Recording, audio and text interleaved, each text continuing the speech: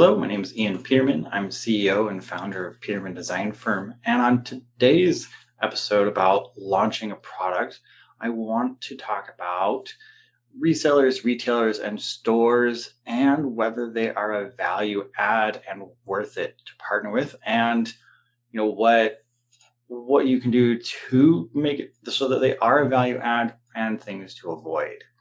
I'm going to talk about how resellers work. Is a retailer a reseller, value add, and what to avoid? So first, how resellers work. So resellers work just what they sound. They take your product and they sell it again to a new customer. And that process is different for everyone. Amazon is technically a reseller because you don't actually interact, depending on how you set it up. You may not actually interact with the customer. And while they may not purchase it from you, they are acting as a broker for that. Now, resellers in the truest sense are places like Walmart's and big box stores and other online retail websites and things like that that do actually purchase your product, stick it in a warehouse, and then ship it to their customers as their customers order it. So the whole point of a reseller is that they're buying in bulk. So they buy it at a discount, they buy it at a wholesale price, and then they sell it at retail and making that profit themselves. So the second thing is a retailer a reseller? So every retailer is a reseller. There are different types of resellers that are more individual. So you may have a reseller that isn't necessarily retail. You may have somebody that adds in your product to their product line and resells it without modification. They may just, not changing it at all necessarily, but they are reselling it, but they may not sell it directly. They may not sell it by itself. It may be part of a package. It may be part of a grouping of products. So retailers are absolutely resellers. They are in that is part of what they are. The little bit of difference is that retailers usually have retail space, so they're interacting directly. You may also have resellers that are additional middlemen where they will buy it at a wholesale rate and then they won't sell it to individual customers. They're more of a distribution center, and so then they end up reselling it to someone else who then resells it again. And that's part of why the whole direct consumer model started to become really popular. Is if you get too many of those middlemen, it becomes really expensive and very little profit margin for the actual manufacturer, whoever's really making and owning the product, because they have to price themselves so low so that everybody gets a little cut. And by the time you get done, it's not much left for the person who actually makes the product and came up with it. Now, for value adds, there's a third thing I want to talk about here is value add is really important. And part of the reason why a lot of places and a lot of startups, and it's been this move towards direct-to-consumer sales, is because there is no value add for a lot of resellers. So value add is where they take your product and they actually add something to it, whether it's their level of customer service, or whether it's being able to have a special option or be able to offer financing, depending on the type of product. And without that, that's why a lot of customers have moved to just buying direct. The convenience is a factor. So retailers, websites, e-commerce websites that are selling your product, there's a level of ease because they might be looking for something else. That's why Amazon is so successful, because you go on there for one thing and you can order a bunch of different things that a store in person may not even have all of, and you can just order it from one place. So convenience is sometimes a value add. However, that doesn't mean every retailer has it. So you want to make sure if you're launching a product that, especially at the beginning, if you're going to sell direct consumer and you want to get into box stores and things like that, make sure that there's a value add. Make sure that your customer actually cares about what that retailer is offering. And each retailer, each reseller offers its own thing, their own value add or none. And you need to determine whether your customers are going to enjoy that value add. So one of the things that I've done with the publishing company I've run is that one of the dealers, we sell our product as almost exclusively wholesale education material. And one of the resellers, they sell quite a bit of our product. They package it into a group of products that they sell as a kit.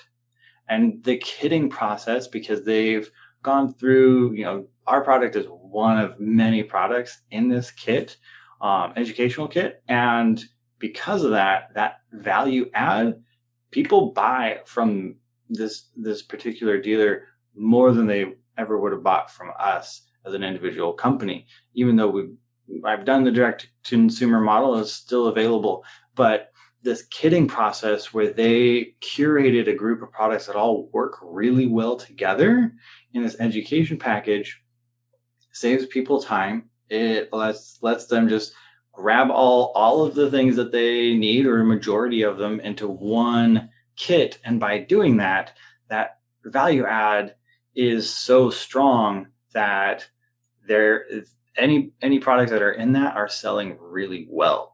And so that kind of value add is something, as a new product launch, you want that, because it's going to attract more people. And if you're wanting to do the retailer reseller process and be a little more wholesale, or at least have wholesale, you want to make sure you have strong value add partnerships with those retailers, because that's how they're going to sell more, and they're going to want to keep your product. So if it's not selling for them, it's going to be hard. They're not going to be really interested in the product as much as if they're selling a bunch of it and it's letting them add more value to their customers.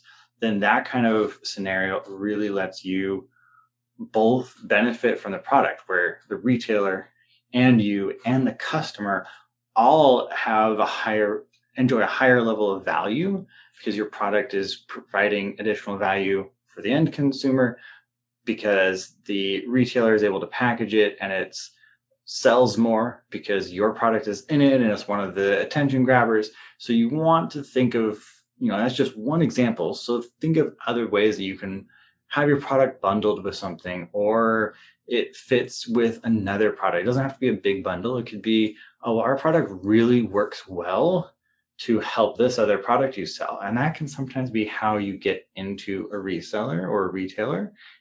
In the beginning, when you don't have a bunch of sales, maybe you're a small brand, you barely known, or maybe you totally start up, nobody knows about you yet. One of the ways that you can get in is offering, well, our product pairs well with this other product that you sell. Why don't you bundle it? We'll give you this wholesale price, make it worth your while, and it'll work well for the customer. And so that can be a way, by creating a value add with them, you're going to help your resellers be more valuable to their own customers, and it'll land you more sales as well. The last thing I want to go over is what to avoid. So a few things you want to avoid. Obviously, avoid retailers that have no value add. If you're a barely there startup, if the only value add is they might have some customers that may want your product, then it's not going to be as much of a value for you. Now, you can still set them up, see what happens, but you want to focus your energy on retailers that are going to be able to say, yeah, we have customers that like this type of product, or we have products that pair well with your product, and we have a pretty good chance of actually selling product. So you want to make sure that you avoid no value add. That's not going to be good for you, and it doesn't give people a reason to shop at that store versus you. You also want to avoid, I would say, any retailers if your product requires a lot of customer service. If you're a startup and you're launching a new product line and there's a lot of customer service, having a direct relationship with the customer will probably be a little bit smoother, at least in the beginning. Once you're bigger, then maybe that can work out well and you can be selling enough volume, but you may want to have control of that relationship more so, especially if you're doing an early release and you're wanting a lot of feedback. It's better if you're the one that sells it to them, you already have their information, you can reach out to them, contact them. So that is going to be something you want to look at in how you want to relate to your customers and how much do they need to be in touch with you? Is it something that needs a lot of hand holding? Is it something that requires setup where you need to help set up the product for them? Or that's one of the main things that you offer as a, add-on, so to speak, then you may want to kind of stay away from resellers and retailers initially. Now, there are some resellers that are really good. They're more, that might fit a little bit better, that are commission-based, and they just resell as a point of sale. They're like a salesperson or a sales team, and those can work. Things to avoid with that, of course, is that you want to make sure that person or team really matches your brand. And so that's the other thing is don't just because a retailer can sell your product and maybe they'll sell a lot, you want to make sure that brand values align, because people are aware of brand values. People think about things like this now. They think about, well, I don't want to buy from this store because X reason. They don't do this thing or, whatever that is. You want to make sure that you're aligning your brand with resellers and retailers who have similar brand values. So avoid anyone that does not match that. It's not going to be a good fit, and it could end up tarnishing your name a little bit if it really doesn't align, or if it's totally polar opposite.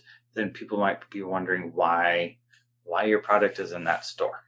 So hopefully this gives you a little bit of information on how resellers work, retailer versus reseller, how to create that value add so that your retailers and resellers you partner with are able to sell your product more and get more value out. And in the end, their customers will get more value from it too, which is always good for everyone involved.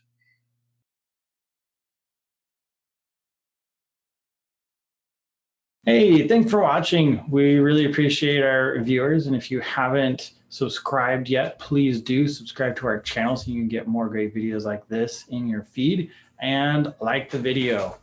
If you want to learn more about the Peterman Design Firm, please check us out on our website, petermanfirm.com. You'll find link and information in the description. And of course, we're on all social media as well. So check us out there.